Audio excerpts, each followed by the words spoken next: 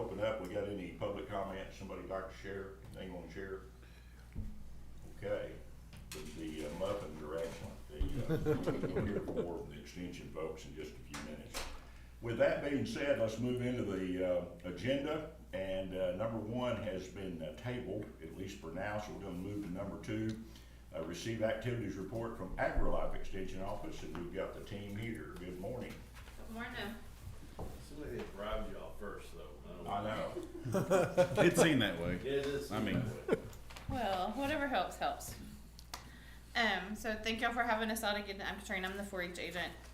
We currently have 41 registered adult volunteers, and I have 153 4-Hers and Clover kids. So, tomorrow, November 1st, our membership fee goes up $5, so I'm hoping to get a few more kids before the price increases, because, you know, we all want to save $5 right now.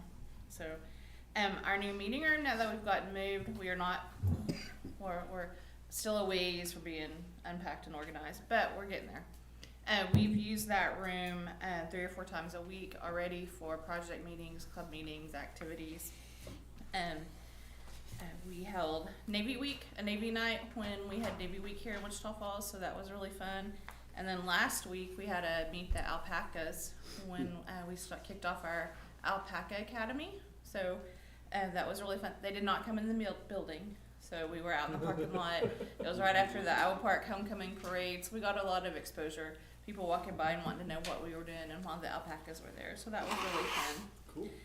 We've also had a CPR first aid class, a stop the bleed class, and a Narcan information training, soap making class, and the District 3 4-H Agents Association meeting has also met in our building now. And Katrina, let's just make mention, if somebody is not aware of it, a lot of times, I think just because I know something, everybody knows it, but we are talking about the new facility in Iowa Park that is now open and operating, the building that we used to call the tax building. Right. Where the yes. tags were, it's right behind the big bank. Mm-hmm. And it's easy to find and plenty of parking, so that's what we're talking about, that's where the new facility is, and that is where you find extension. That's right. It's 400 North Wall, so we do share the office or the building with the tag office and Justice of the Peace, and then we're on the other end of the building. So it's been a great fit. We're getting a lot of use out of the building and being there in Iowa Park, so that's been really a great move for us. So. And the exterior is fixed to get spruced up too. Oh, awesome. Very good. Excellent. My 4-Hers have competed the last couple months at Heart of Texas Fair, State Fair of Texas, and Tri-State Fair with market lambs, market goats, and dairy goats. We've also done archery and ag product ID and wildlife contest.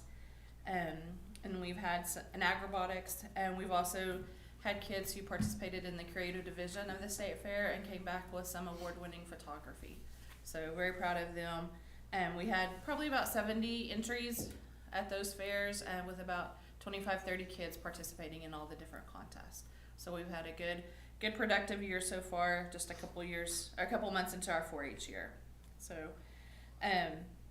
we're in the middle of completing validation for lambs and goats and heifers for the spring shows and our county show, and then pig validation is in November, handled by Mr. Ward with Iowa Park FFA.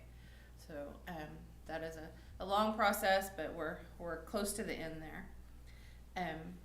This last couple months, I've gotten first aid and CPR certified, stop the bleed certification, and working on becoming a instructor for stop the bleed. And then attended an intense 3-day, 30-hour training to become a certified car passenger safety technician, along with Meredith, and she'll talk a little bit more about that. November, I attend Beef Boot Camp in Austin with Texas Beef Council and Texas A&M AgriLife Extension, and then I go to the 4-H Center in Brownwood the first part of December for winter boards as an associate director for the D3 Agents Association. So we're going into the holidays, but we're not slowing down. So tomorrow we have the Veterans Day Parade. We'll have a float in. Monday kicks off our very first district contest of the year. So we have livestock judging in Lubbock. So we'll be leaving out early Monday morning to head to Lubbock. Then we have district trap shoot is in Iowa Park, Saturday the 8th. November 12th is our district food show and food challenge contest, and they're here at the Bridwell Ag Center. So I think in food challenge there's over 300 4-Hers and participating that day, so that's a huge event for our county.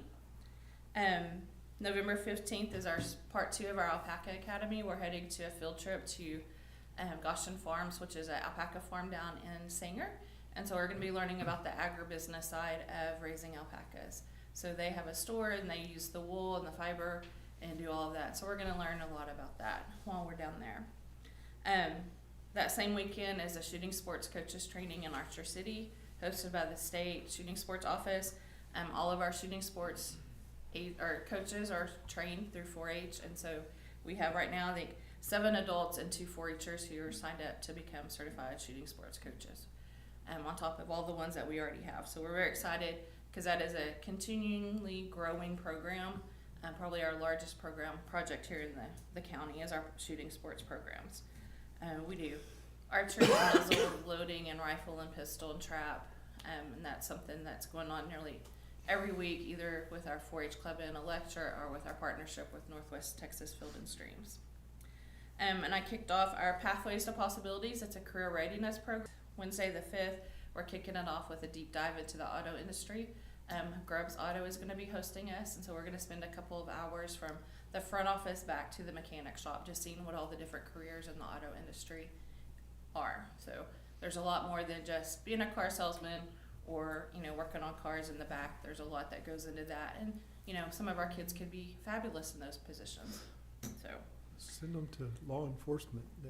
So. yeah, that is on my list to get going. So I start doing programming once a month with Central Boys and Girls Club, and we have a photography field trip in conjunction with Jack County that will be coming to town during Thanksgiving week.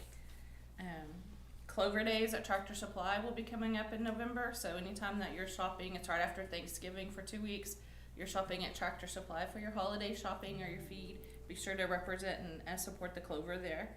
We're going to be in the City Lights Parade, downtown Wichita Falls, and then we're doing project visits, getting ready for county and the spring majors. So, Question, yes, when do you sleep? I'm a sleepy girl, so when I get home at night, 8:30, 9 o'clock, I'm in. Wow. I mean, you touch everything. I mean, wow, that's crazy.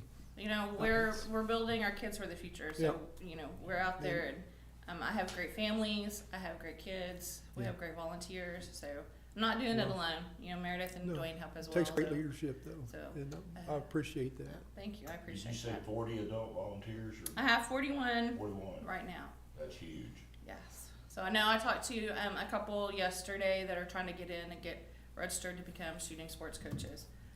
So one of those is one of our Navy recruiters that we met during Navy night.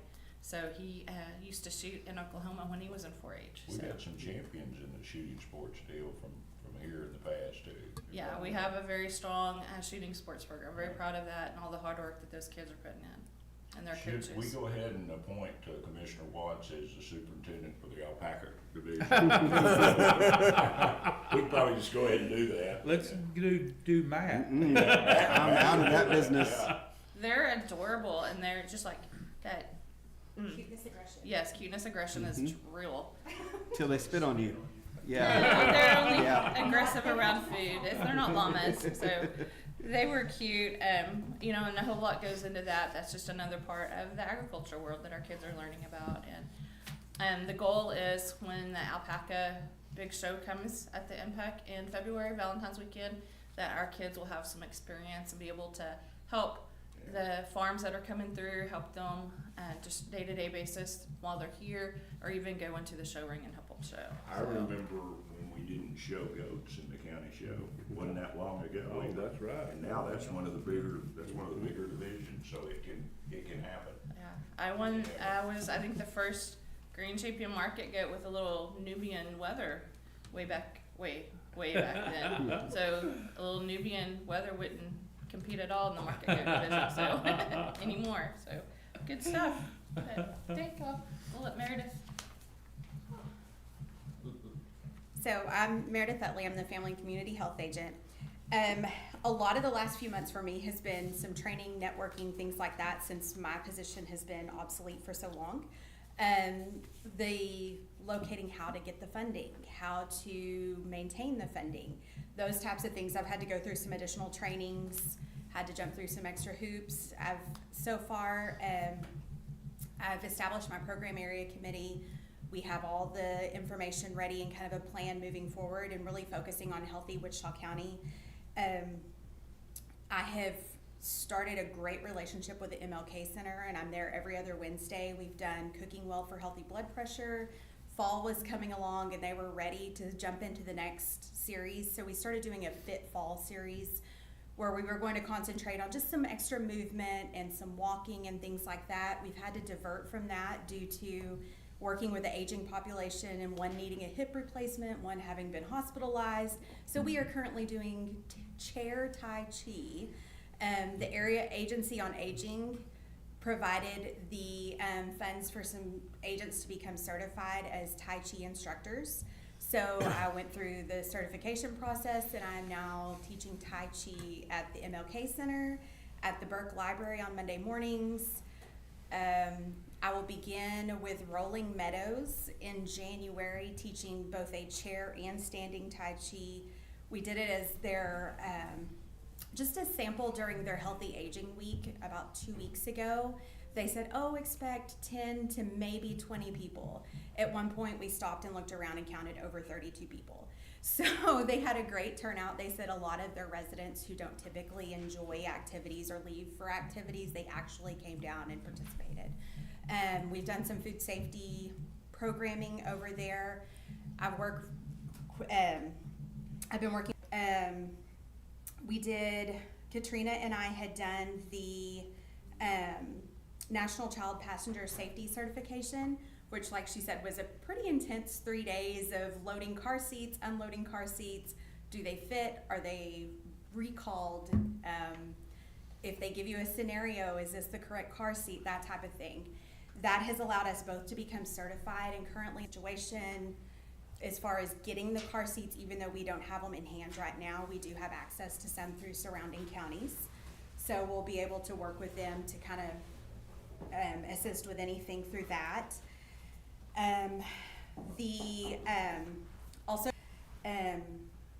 We have met to start prepping for Home and Garden Show this year. Since now there will be the FCH component, I'm really looking at trying to bring the farm to table aspect. Katrina brings out the animals, Dwayne brings in some master gardeners with some stuff. I want the community to see all the different value within each of the products that we have. So we're gonna be working to have homemade soap there made with sheep lanolin, or made with sheep tallow. I want to be able to do some sheep recipes, some lamb recipes, to be able to expose the public to that, because there's so much of a gap there that when you don't think about that side of it, then people don't typically embrace it. So just trying to spread the awareness and bridge the gap. I have began my Alzheimer's training to be able to offer a couple different types of programming in the community, specifically in November, because November depends on how you look at it. Like, one of the things talks about it being Alzheimer's awareness, and another is more about the caregivers of those who have Alzheimer's and dementia. And just can we get with you and work on absolutely. some And I'm ideas working for right that? now with the food bank as well on some stuff. Megan McGowan and I are actually presenting in Burke together next week. So anything along those lines, I am more than willing to jump in and help. Perfect, All right. perfect. Nice to have another partner. Very good. Any questions? And then this guy. Good morning, Mr. Burris. How can you top that? Yeah. I can't. What you got for us, boy? Tell us how good They the had farming papers, is. I got Yeah. one little sticky note. Now, some of the things that we've been doing, one thing I was excited about, I was asked to be part of a First Detector professional development, that committee that's been formed to put together, is through the plant pathology department in Texas A&M, and we're going to conduct a training in North Texas for all of this county extension agents that have a desire, most of them who have master gardener programs. And we're going to be working with that, and through this training, they will be able to take that knowledge and train their master gardeners to help on plant pathogens and diseases and insects and everything that affect trees. I know just in the last month, we basically had to give the death sentence to 3 nice oak trees in the city, the county really, that because of disease and insect pressures that probably could have been prevented with preventive methods. So hopefully this training will lead towards maybe us saving more of our big trees, our big beautiful trees in the county. So I'm really excited about that. Also, we've got our CEU trainings coming up, and each one of you commissioners, you need to send your people down to our CEU training where they'll learn pesticides, how to handle them, how to be safe, proper ways of using it, because I know each one of y'all probably use at least Roundup around the yard or something in each one of your whatever you call your workstations. But this training, they may not need the CEUs because they don't have a license, but knowing how to use these chemicals correctly, they'll learn that. They'll learn drift. They'll learn the toxicity that's involved in it. When is that, Dwayne? Our first one is going to be December 2nd, and it's going to be geared more towards our lawn and garden, our non-political type of things, city, county, state facilities will be there. Last year we had some of the county commissioner people were there. Not a big bunch, but some. But we had the city was well represented there. The irrigation district, they have to use chemicals along their ditches a lot. They were represented. Then it's also the CEUs qualify for farmers and ranchers also, and we had them from about 4 or 5 different counties. It wasn't just Wichita County, so we kind of reach out there. Then in December, about the 15th of December, we'll have our Tacoma Farm and Ranch CEU training that used to coincide with the Farm and Ranch show that no longer is going on. We've moved that date up. Last year, two complaints was parking at Midwestern. But after that, it was the material that they received was too late in the season for them to use it. And we were afraid of that, but because of the farm show, we didn't know if it was going to happen or not, so we were kind of locked into that date, which was in March. But we've moved it up to December. Anything that we present should be able to be used for this next cropping season without much problems. The corn were already half planted last year, so the corn discussions we had didn't help. Cotton was just a month away or so, and everybody had already booked all their seed, and a lot of the discussion was about seed varieties and selection, so that was kind of thrown out. We did have some good, very time-sensitive topics too. The insurance program that we discussed was very well received and very well appreciated. So we're excited about those CEU programs that are coming up. Right now we have cotton harvest that's started, and we've actually got this one guy out on Bell Road that's got a cotton crop that he'll have to harvest. And How do you do that? I don't know.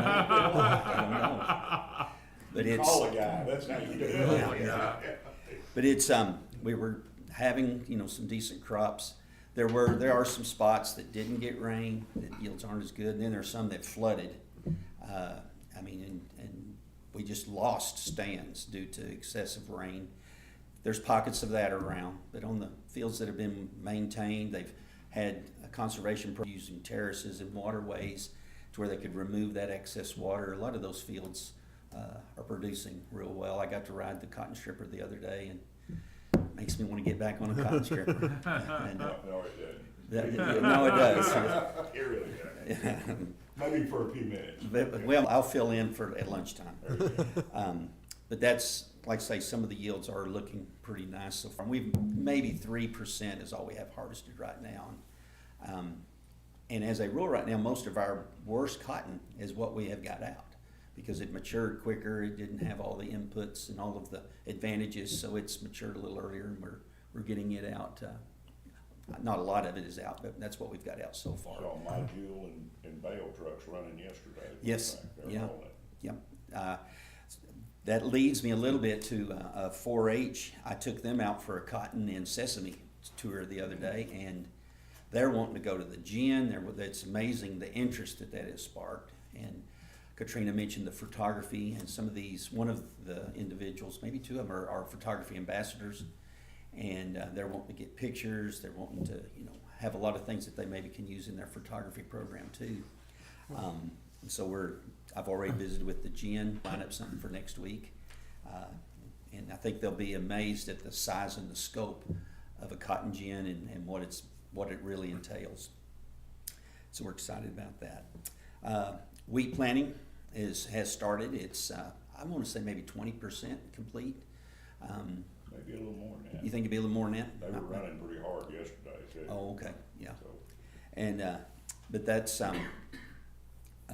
exciting. Now, I've already lost a third of the potential test plots I was going to have for wheat variety tests for seeding rates, and maybe lose another third. Hopefully, the last third will keep. But we had such a good result from our study that we had last year with seeding rates that I was encouraged through the research department down at Vernon to continue it for another year, and very possible we're going to get publications out of it. So we're excited about that. And when we look at the money that is saved in Wichita County, the potential revenue or potential expenses saved to the farmers, could be as much as $100,000 if everybody implements what we learn in these studies, if it follows what we've learned so far. So, good economic incentive there. Master gardeners, Meredith mentioned them a little bit. We're working with them. We're working on a new training for new members. They have approximately 125 people on a list that they've been gathering over the last few years. We will not have a class of 125. My goal is to have a class of 25, get some quality individuals that we feel will complete and add to the group, and then hopefully within the next year have another group of 25 and whittle that 125 down to where we just have a slow recharge of people over the year. And they're real excited. The state has turned to be loose, and they said to go. We've got lesson plans in place. We just need our technology in place to where we can do. Some of it will be through videos, through remote locations. So when we get all that in place in our new facility, well, then we'll be ready to blow and go. And you made an excellent point there, and I'm glad to hear that there's interest in that gin. One of the things that we don't realize is going a couple of years and really not producing a cotton crop. We've lost lots of gins in West Texas, and we need to keep our gin. And the only way you do that is to put cotton through it. Yeah. And so this is going to be a good year for them to catch up. You mentioned that Vernon lost its gin. Yeah. And those people are now going to the gin that we use, which is right on real close to the Wichita-Wilburger County line. It's something you don't even think about though, because when you don't raise a crop, those guys, they've got bills to pay and staff to keep, and it makes it tough. So this is going to be a big help. Yeah. I'm hearing some good things on sesame. Early numbers are okay, pretty good. Yeah, I don't know of anything that's been harvested yet. I can't cut some. They didn't tell me that yesterday. Well, it was a test deal. Oh, okay. Yeah, it's trying to get the machine set and all, Okay. but I'm hearing some pretty good numbers, maybe some 800-pound stuff, so. Well, 800 pounds on dry land sesame is a profitable, as long as you market it at a good price. That's one of the things that's hurting the agricultural community right now is the depressed market prices, And except yes, for cattle. When you have a big bag with sesame seeds on the bun, it may very well have come from Wichita It County. could have. It could have. It's encouraging, and I think that might work into a rotation crop for us, which would be good. Be very good. And there's a little over 3,000 acres of it planted in Wichita County. Wow. I've got 125 myself, and that was planted late, not deliberately planted late, but we thought, well, let's just see how late in the season we can go with this, plant it, and still make a crop, and it'll be made. We'll make a crop. I did have the advantage to get to irrigate it for a little while before my motor blew up, and I think there's some possibility. Now, what I've warned everybody, this was a pretty phenomenal year for moisture. Everything fell into place really good for sesame, really good for cotton in many places. Some corn crops were really good. So let's not use this year to base the rest of our life on, because we'll be disappointed. I always say we need to look at 10-year. What we do today, if 10 years from now it keeps more money in the bank for me, then that's programs we want to implement. Instead of something that works 1 year and why isn't this working anymore? Well, we need long term. But Sesame is hemp. I didn't realize we had almost 3,000 acres of hemp in Wichita County. Wow. Wow. Much of it was failed early because of poor stands.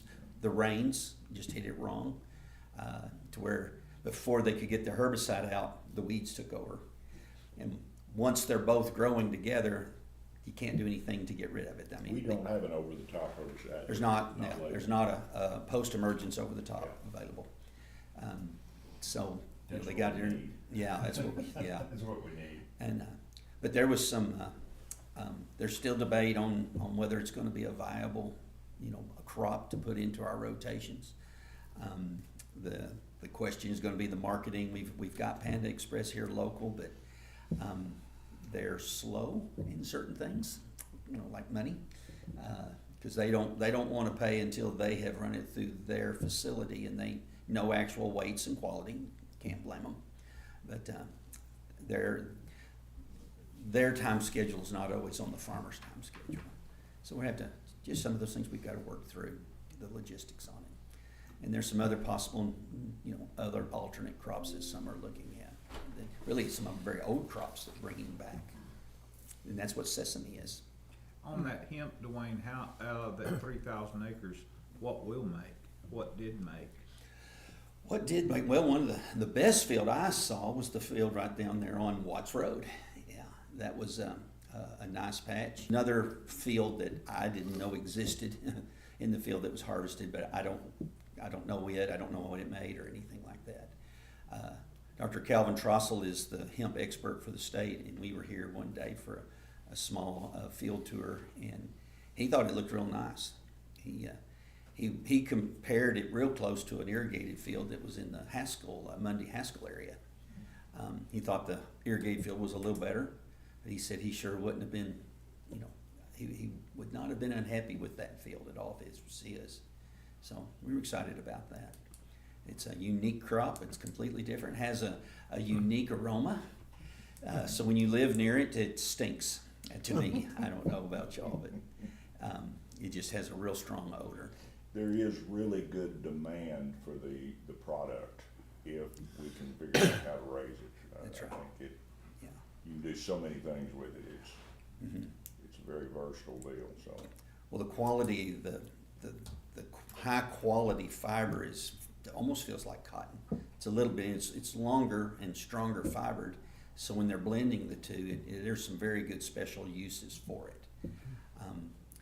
With the alpacas that was here, I was amazed at the wool or whatever you call it that comes from that. And I want a pillow made out of some of that stuff. It is really nice. Get you some socks. And, They'll keep your feet warm. Alpaca oh, really? Oh, yeah. Yeah. Pretty good. Well, let me know where to get a pair of them. I got you. Okay, all right. But any questions? Anybody got a question? No, I just want to let you know, we have a large classroom here at the courthouse if you ever need a place for a bigger, up to room 500. So we got good parking. So you talked about not having parking in MSU. But we Oh, can, yeah. we can have about 300 people if you need it. Oh, So, yeah. Because of the time frame, we weren't able to get the building we wanted, which has adequate parking, and we Yeah. were in the middle of the campus Yeah. on this last one. So for this next one, we're going to be at the building that's near the lake. It should Yeah. have really good parking. I think it can hold 200. Is it 200? It can hold roughly something It's like a that. good facility. It's a great facility. Yeah. I love it. Yeah. Yeah. But if you ever need a If we place, need it, it's though, free. that's good to know. So- Yeah. Right. And but yeah. All right, let me brag on my county agent. There I was planting cotton back in the spring on a Saturday afternoon, and I look up and there's Dwayne, and within a few minutes, he's crawling around under the planter, working on it and adjusting on it. So anyway, we'll see how good you did here in a few weeks. Well, you could see the line in the field You can whenever see it the line came in up the field. later, so That's right. it did work. Well, we fixed that one unit that wasn't We working. fixed that one unit. And that was, all of a sudden we got, a full set of rows instead of one missing there. So the county extension agent is full service. Full service. Well, I mean, when Within I was reason. working on my John Deere tractor this week, I could have you come out there and help me a little bit also. Well, if you'd have helped me with my John Deere, Well, Dwayne, what about, can you tell me on, sandburrs, when, is there a pre-emergent that goes down for those? When is that? in the spring, there's a pre-emergence. There's also, in fact, I have a brochure that I have been sending out on a regular basis to people that was just put out this last spring. Okay. I'll email it to you. Okay, And it's probably the biggest call that I get is on sandburrs. And I go somewhere and say, well, tell me what to do with my sandburrs. And I get that a lot.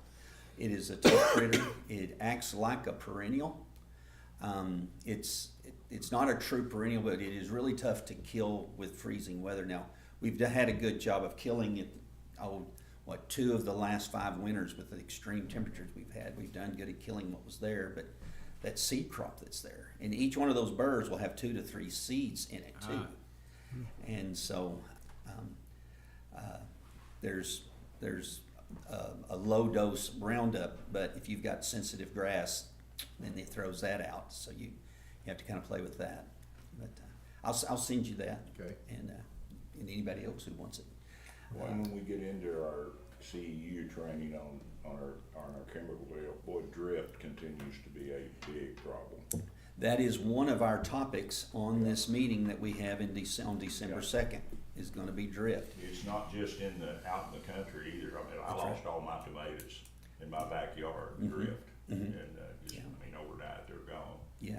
People don't, and I think a lot of us people don't understand how volatile that deal is and how careful you gotta be, but it'll lift and go, and we really need to stress that, getting information out. One of the things I forgot about when you mentioned that, the Weather 6, Ken Johnson has been visiting with me a lot, and he's working on an app that's geared towards agriculture that they're going to put together.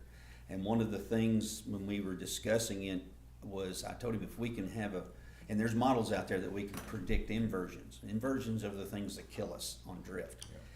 Have you ever driven down a county road late in the evening and you look behind you and all that dust is still hanging on the county road? Well, that's an inversion taking place.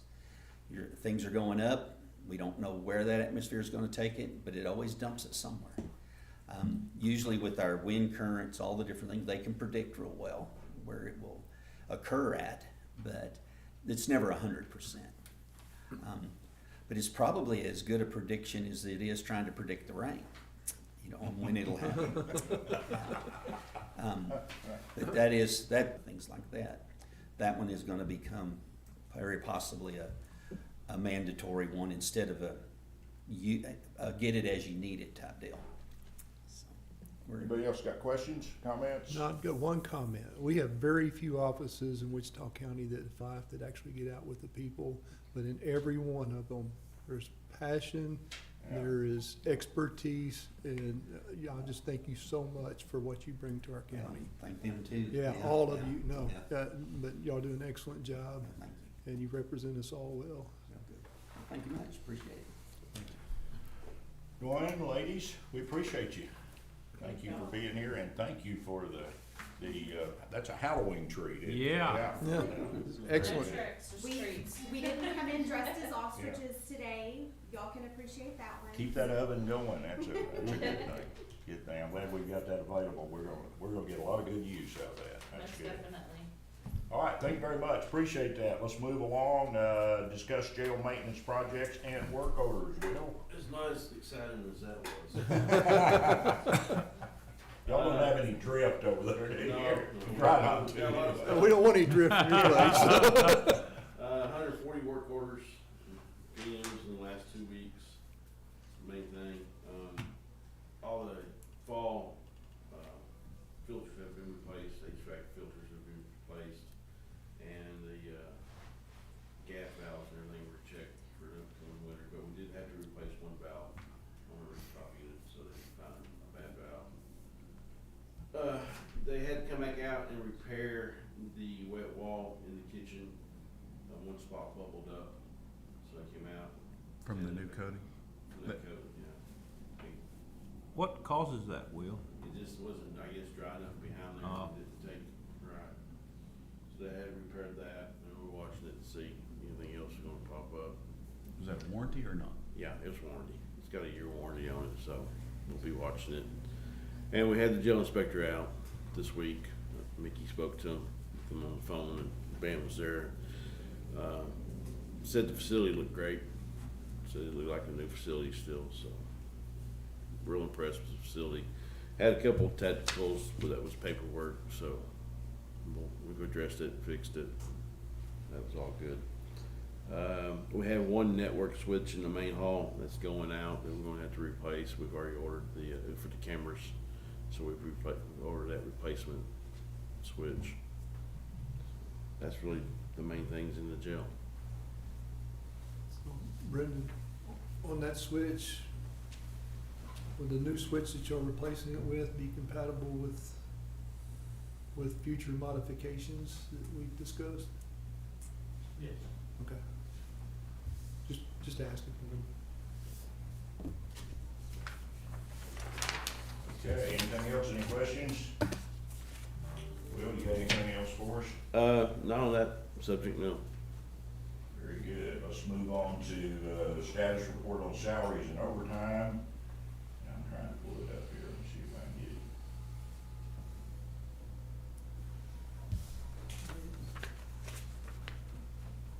$38, $23. Mhm.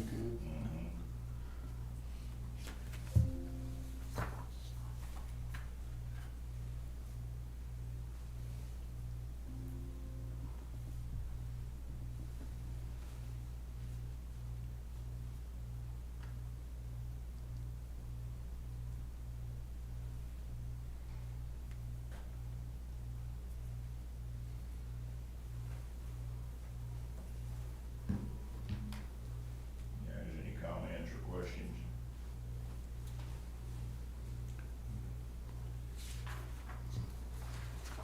What's our numbers right now in the jail? 540 is what's running all week, around 540. We've got 32 or 33 on average out of counters per day. You have to update the list for the last 2 weeks on the revenue.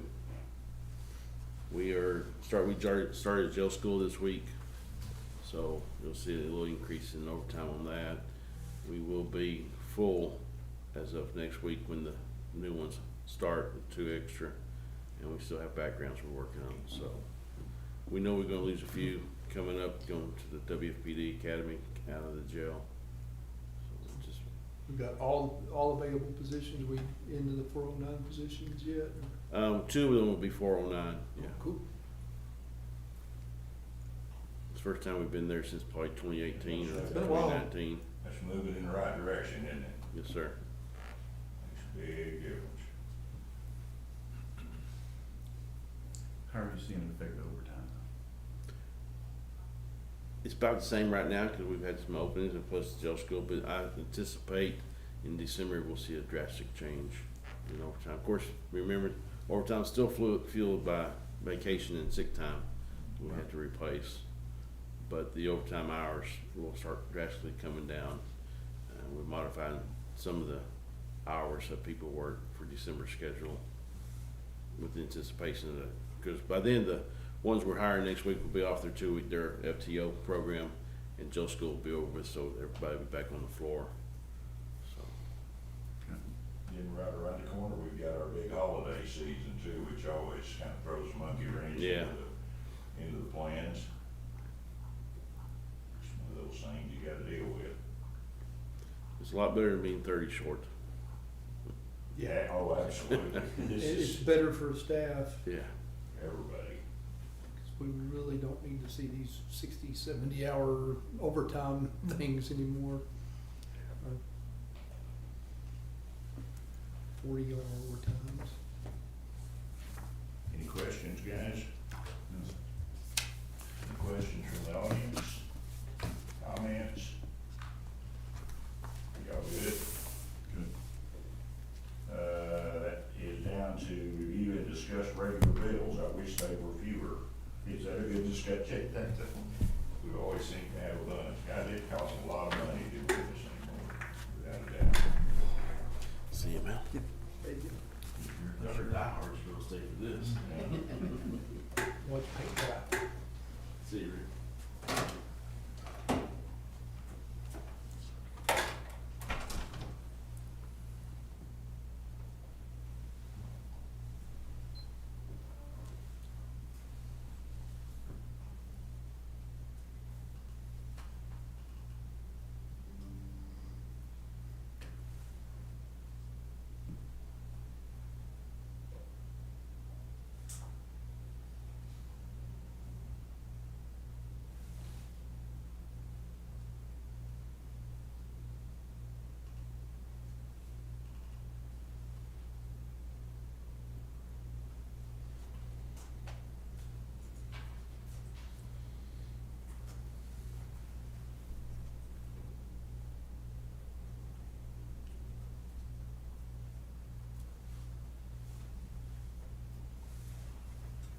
You know, you get those precinct 3 bills rolled over into precinct 2 or something like that. That should make this simpler.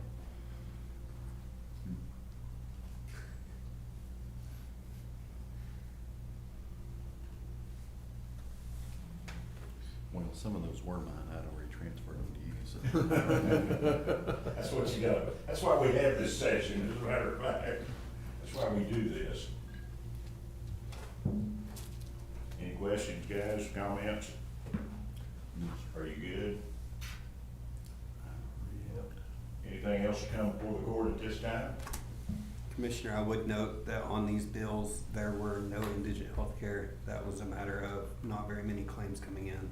And also our accounts payable supervisor not currently being in the office. I believe next week, we have something on the agenda, next week or the week after. Next week. To discuss potentially moving the processing of claims, just the entering them to the system of indigent healthcare to the indigent healthcare office, and our office will still review and process those through the billing, but right now we don't have anything that's super outstanding, and that's why there are no bills on this list for that service. Very good. Anything else? If not, it is 10:46 and we are adjourned.